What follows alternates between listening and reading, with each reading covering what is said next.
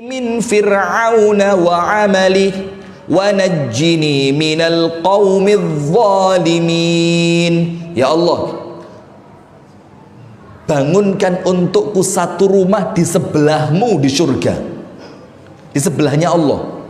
Mintanya ada macam-macam loh ini.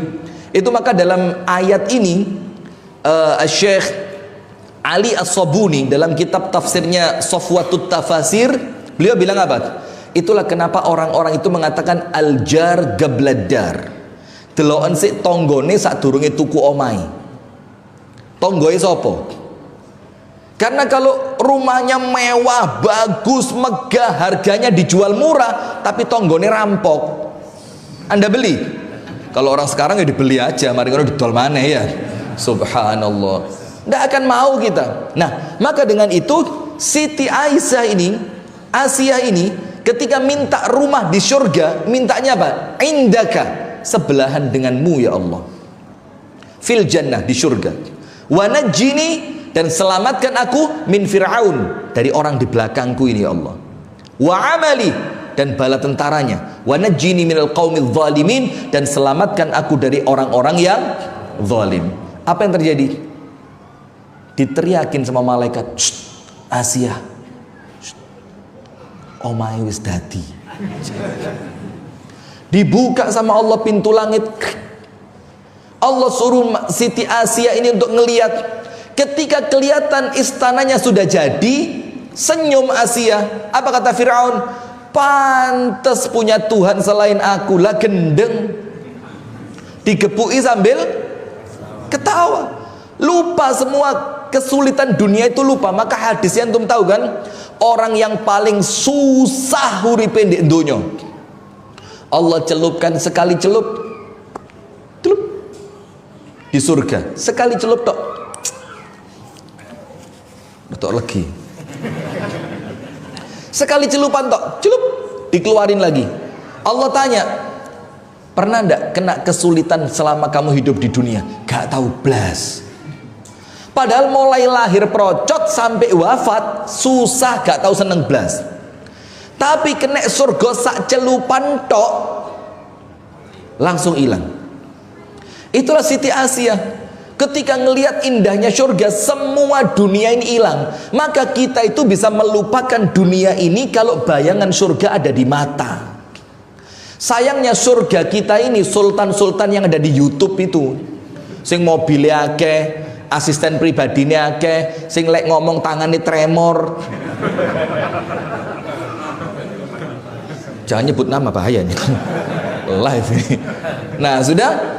Karena kita ini salah menempatkan bahagia, salah menempatkan surga kita. Akhirnya apa? Tambah ngenes, tambah ngenes, tambah ngenes. Contoh yang lain. Tahu Nabi Yusuf alaihi salam?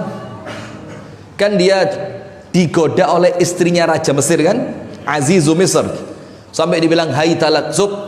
Hai talak itu ngerti enggak artinya? Hai talak itu bukan ta'al. Ta'al itu kesini yo. Hai talak itu apa? Sub nyoh. Itu hai talak. Hai talak itu nyerah itu. Sub. Pasrah sudah.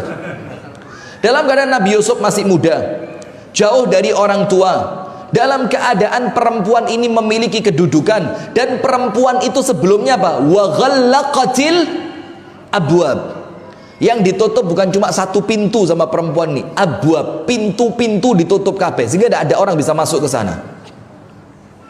Tapi ketika Nabi Yusuf diganggu, Nabi Yusuf bilang apa? Ma'adallah ya Rabb, lindungi aku ya Allah. Innahu Rabbi ahsana mathwai.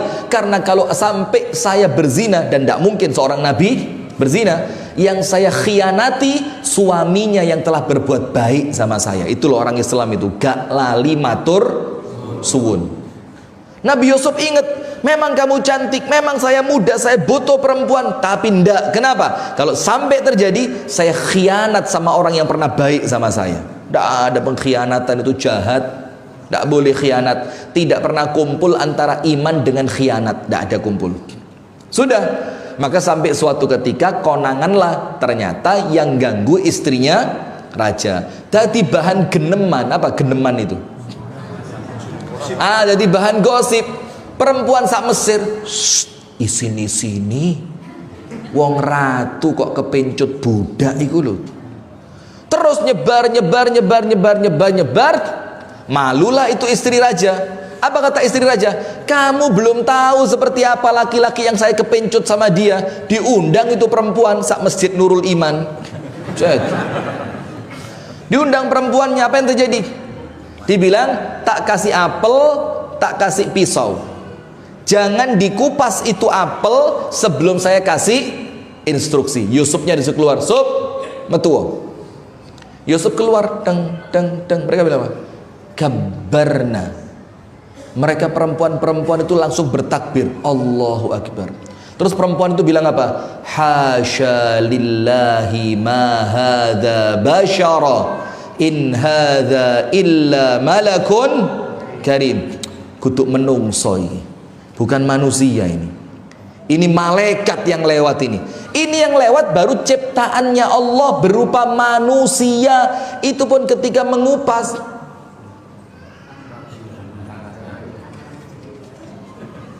sampai Yusufnya kembali masuk ke dalam ruangan, baru tahu mereka tangannya wis entek. Itu baru melihat keindahan makhluk. Itu rasa sakit sudah hilang. Nah, sekarang apa yang bikin kita ini di dunia kok kroso loro banget? Karena pikiran kita bukan akhirat, pikiran kita dunia. Yang kita lihat wong soge sebelah omah, yang kita lihat Sultan Andari, yang kita lihat lagi Sultan satunya mana? Satu, oh, itu tetangga saya, coba bahaya itu. Maka karena kita salah menempatkan bahagia, salah menempatkan surga, uripe tambah ngenes. Nah, sudah. Sekarang lihat, maka Allah berfirman dalam surah Al-Ankabut, tidak mungkin kita ini beriman tanpa ujian. Maka kalau sudah beriman, siap, tapi jangan kecil hati. Kenapa? Karena setiap ujian itu sesuai dengan taraf keimanan. Semakin Allah lihat imannya kuat, semakin dinaikkan ujiannya. Ada orang salah fikir, oh berarti daripada ujian saya dinaikkan, mendingan level iman saya tidak usah naik-naik. Ini malah ngawur ini. Sekarang saya mau tanya, orang yang ujiannya paling berat siapa? Bu, saya. Anda jangan sok ngenes. Orang paling berat ujian saya katanya. Siapa suamimu? Masya Allah, saya. Wah, ini ibu-ibu kurang bersyukur ini. Baik, azan dulu ya. Nanti ba'dal azan kita lanjutkan ya sekitar 2-3 menit lah. 23, 23, 23 menit. Bismillah.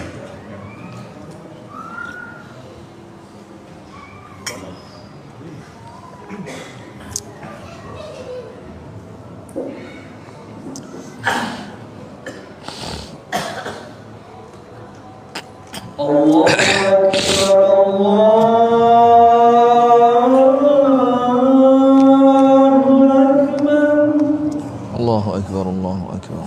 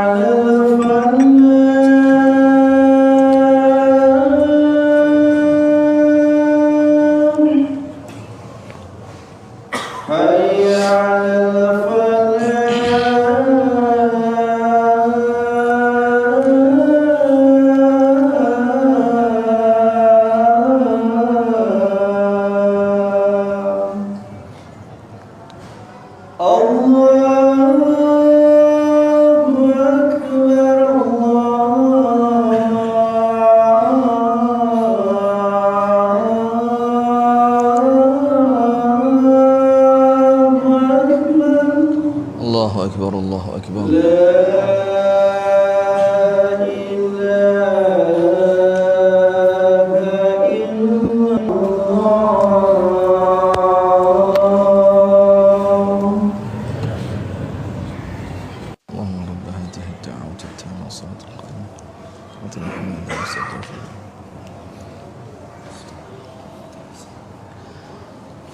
Bismillah, alhamdulillah, assalatu wassalamu ala sayyidina rasulillah wa ala alihi wa sahbihi wa man walah, wa la hawla wa la quwwata illa billah, wa ba'du. Kita lanjutkan jamaah sekalian. Maka orang yang paling berat ujiannya, asyaddun nasi bala'an al-anbiya. Manusia saat dunia ini dikumpulkan, sing uripe paling berat ujiannya al-anbiya, para nabi plus para rasul. Itu paling berat. Wabil khusus nabi ulul azmi. Siapa? Musa, Nuh, Ibrahim, Musa, Isa, Muhammad alaihimus salatu wassalam. Itu yang ujiannya paling berat, sampai Allah menjadikan mereka sebagai contoh. Disebutkan dalam Al-Quran, wasbir kama sabara ulul azmi minar rusul, dan bersabarlah kalian sebagaimana sabarnya nabi-nabi ulul azmi. Nah, sekarang pertanyaan, nabi itu ujiannya paling berat, tapi hidupnya bahagia atau susah? Bahagia atau susah? Bahagia. Kenapa hidupnya bahagia? Karena keimanannya kuat, maka ujian yang berat terasa kecil, tidak ada repotnya. Maka ibu-ibu juga begitu, Bu. Ketika kemudian ujiannya berat, maka jangan mengeluhnya yang dibesarkan, imannya dikuatkan, ilmunya ditambahi, ibadahnya dimempengi. Maka musibah yang besar itu akan terkalahkan dengan besarnya rahmat Allah untuk orang yang iman, untuk orang yang takwa, untuk orang yang berilmu. Faham boten? Betul bahagia Anda ya. Tak belani loh, ini ada nilainya loh ini. Nah, maka begitu jamaah. Nah, sekarang lihat Al-Ankabut, kita baleni. Allah mengatakan tidak mungkin orang yang mengucapkan aku beriman kemudian tidak diuji. Terus bagaimana ya Allah? Walaqad fatanna alladzina min qablihim. Orang sebelum kalian telah diuji. Sekarang kita mau tahu, ya Allah, apa sih tujuannya ujian itu? Fala ya'lamanna Allahu alladzina shadaqu wa la ya'lamanna al-kadzibin. Karena Allah ingin menunjukkan kepada kalian mana orang yang imannya benar dan mana orang yang imannya cuma akon-akon. Apa akon-akon itu? Islam KTP, tukang bubur naik haji, Masya Allah. Ya sudah, maka Allah ingin tahu. Nah, maka dengan adanya ujian kita bisa lihat level iman kita. Kalau tidak ada ujian, tidak bisa dipisahkan mana yang pejuang, mana yang pecundang. Kalau tidak ada musuh, tidak ketahuan mana pemberani, mana orang yang penakut. Kalau tidak ada ujian, tidak ketahuan mana yang lulus, mana yang tidak lulus. Ya, zaman menteri yang kemarin aja tidak pakai ujian itu. Siapa itu namanya itu? lupa saya. Lupa gitu. Subhanallah, kok ajaib sekolah tanpa ujian. Terus lolosnya dari mana? Bahkan mulai menteri yang satu itu juga tidak ada anak sekolah tidak naik kelas. Zaman saya dulu lek kate kenaikan kelas ndredeg keringet adem. Waduh, munggah gak iki, munggah gak. Padahal saya ini pinter loh biyen. Cuma rotok nakal gitu loh. Nah, sehingga zaman dulu kan naik ndak naik itu bukan cuma angka. Tapi kan ada apa? Kedisiplinan, sikap dan perbuatan itu ada nilainya. Bisa jadi temennya pinter tapi nakal, gak munggah, yono. Walaupun saya alhamdulillah ya lolos terus. Karena abah saya deket sama kepala sekolah. Astagfirullahaladzim. Nah sudah, ordal. Nah sekarang lihat Al-Baqarah 155 sampai 157. Ini semuanya apalah ayatnya. Maka jangan ngaku imannya kuat kalau belum datang ujian. Kalau cuma ngomong imanku kuat, semua orang bisa. Tapi baru akan terbukti kuat atau tidaknya itu ketika ujian datang. Tahu pasukan perang Islam yang berangkat ke Persia, yang ternyata waktu di Persia itu bentengnya Persia tidak bisa ditembus sampai 3 bulan. Sementara pasukan yang dibawa oleh panglima perang itu pasukan yang tidak kuat musim dingin. Sementara sebentar lagi masuk musim dingin. Iki gak mati gara-gara musuh, mati gara-gara musim dingin. Akhirnya diputuskan apa? Bisa kita masuk. Ya apa caranya? Diuncalno pakai tepil ekstra besar. Bung. Pakai namanya manjanik dalam bahasa Arab. Manjanik itu ketapel ekstra besar yang dikerek. Dan narik ke belakang gini. Biasa itu dibuat isi apa? Jerami yang dikasih minyak untuk dibakar lalu dilemparkan ke tempatnya musuh. Biasanya itu. Ini manjaniknya bukan ngelempar api, ngelempar pasukan. Dan antum tahu buka sejarahnya perang itu. Kalau kira-kira perang itu di zaman kita, itu munggah manjanik surung-surungan. Sampai sampai se.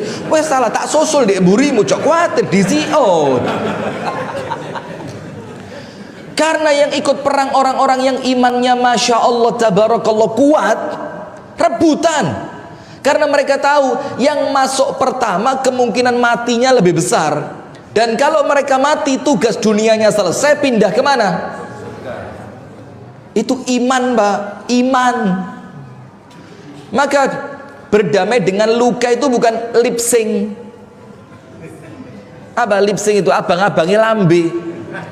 Berdamai dengan luka itu ketika kita menguatkan iman, menguatkan ibadah, menambah ilmu, mendekatkan diri kepada Allah. Sebanyak apapun luka yang mengenai Anda lebih yakin rahmatnya Allah jauh lebih besar. Kemudian Al-Baqarah ayat 155 sampai 157. Semuanya hafal. Wala nabluwannakum bisyai'in. Anda tahu enggak kalimat syai'in? Syai'in itu apa? Sedikit. Anda belajar bahasa Arab. Kalimat syai'in itu artinya sebagian kecil. Wala nabluwannakum bisyai'in. Ditambahi minal khawfi wal ju'i wa naqsin minal amwali wal anfusi wath thamarat. Ini beberapa jenis ujian. Dan Allah bilang di awal ayat walanabluwanna. Ini ada 2 huruf yang menunjukkan pasti dan pasti. Nomor 1, lamnya di awal ayat lanya itu lam litaukid. Lam untuk menunjukkan kepastian dan kekuatan makna. Ditambahi lagi di akhirnya ada nun di syiddah. Walanabluwanna. Itu menunjukkan makna pasti dan penegasan. Dan fiilnya bukan pakai fiil madhi. Fiilnya fiil apa? Mudhari'. Mudhari' itu apa? Terus gak mandek. Maka kudu siap. Jangan ngalem, kudu siap. Karena ujian itu datangnya ndak disangka, ndak pakai janjian. Ada satu ucapan dari Asy-Syaikh Salih bin Awad Al-Maghamisi hafizahullah ta'ala, Imam Masjid Quba Madinah. sebelum yang sekarang, Syekh Ibrahim Ar-Ruhaili, Sulaiman Ar-Ruhaili. Itu imamnya namanya Saleh bin Awad Al-Maghamisi. Dia punya satu kalimat, kemudian dikasih contoh banyak, tapi bukan di sini tempatnya saya jelaskan itu. Begini, lan yukhayyiballahu mra'an aqamahullahu minal lail. Kata beliau apa? Tidak mungkin Allah mengecewakan satu orang pun yang tadi malamnya Allah bangunkan dia untuk tahajud. Karena ndak matching ngerti? Bukan micin. Ndak klop. Jadi kalau tadi malamnya oleh Allah dikasih kesempatan tahajud, Allah bangunkan untuk tahajud, Allah kasih taufik untuk ndonga di sepertiga malam terakhir. Allahumma inni as'aluka salamatan fid din wa afiyatan fil jasad wa ziyadatan fil ilmi wa barakatan fil rizqi wa terus panjang. Tidak mungkin besoknya Allah mengecewakan dia, tidak mungkin. Karena kalau Allah punya niat untuk mengecewakan seorang makhluk, maka malamnya tidak mungkin dikasih kesempatan tahajud, tidak mungkin. Itu loh jogo-jogo sak durunge bencananya teko. Nah sudah, maka Allah bilang pasti kami akan datangkan ujian kepada kalian. Bisyai'in minal khauf, takut. Tapi ingat, takutnya zaman dulu Pak, takut serangan musuh, bukan takut istri. Ini tidak masuk dalam ayat. Anda buka tafsir manapun tidak ketemu. Jadi kalau Anda takut sama istri itu, Anda tidak masuk dalam ayat ini, tidak masuk Anda. Aman ya? Aman. Waktu saya habis, Anda lanjut, saya pulangnya jauh. Rasa takut. Takut itu artinya apa? Takut serangan musuh. Bisyai'in minal khaufi wal ju', luwe, kekurangan makanan. Nabi Muhammad ketika perang Khandaq, tahu kan ceritanya?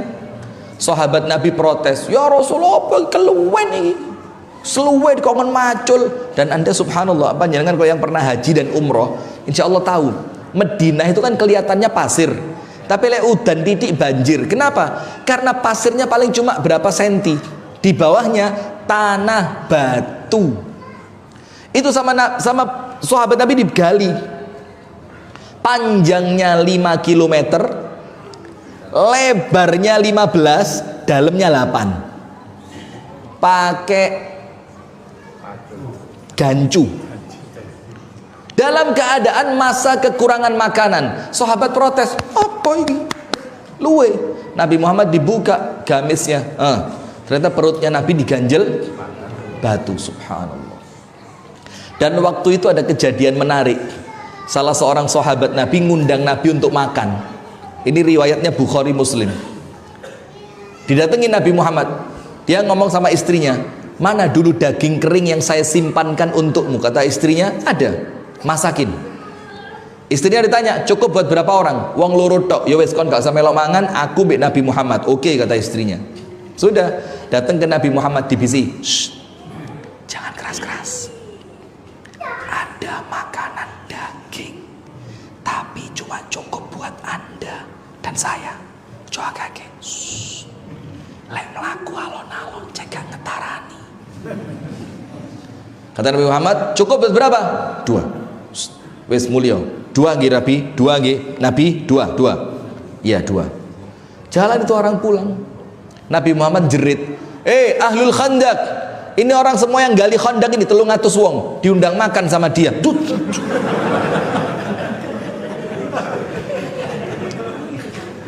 Kata Nabi, wes mulio, tak aturi. Pulang ini orang, teriak sama istrinya, entokno kabeh, apa nih kabeh? Wes metu kabeh iki kan liyane. Ini Nabi ngundang wong 300, sak parit diundang kabeh. Aku gak melo-melo, aku mulai nang bapakku. Pulang dia. Urusan dewe sudah. Subhanallah, Nabi Muhammad datang, para sahabat antri. Itu nampannya sama Nabi Muhammad ditutup pakai kain. Diambilkan sampai semuanya makan. Dan ketika dimakan Nabi dan tuan rumah baru habis. Subhanallah, lihat. Jadi tidak usah bingung di dunia ini Pak. Orang itu kalau sudah iman itu ajaib. Sampai dibilang dalam hadis Nabi yang sahih, al-imanu hayub. Iman itu bikin orang berwibawa, gak jaluan, gak ngaleman, gak nangisan, gak gembengan. Karena iman itu hayub. Ini hadisnya sahih. Hayub itu apa? Bikin orang itu kelihatan tough. Tough itu apa? Pede. Gak sih? Lu ngomong sih. Jadi teh curhat. Turun ngomong nangis. Nah, sudah. Maka Allah bilang walju, lapar. Wa naqsin minal amwali wal anfusi wath thamarat, dan kekurangan harta, kekurangan buah, kekurangan pasukan. Bukan itu intinya. Intinya apa? Wa basyiris sabirin. Ternyata setelah Allah menceritakan gak enak tadi, kurang makan, kurang harta, rasa takut, serangan musuh segala macam, Allah bilang apa? Itu semua berita gembira. Anda bayangin, gak enak dibilang berita gembira. Sama seperti tadi, miskin dan mati, orang awam menganggapnya medeni, orang yang imannya kokoh nyenengke. Dan sekarang kembalikan kepada kita masing-masing, bagaimana dengan keadaan iman kita. Nah, sudah. Wa basyiris sabirin. Semua itu berita gembira untuk siapa? Untuk orang yang sabar.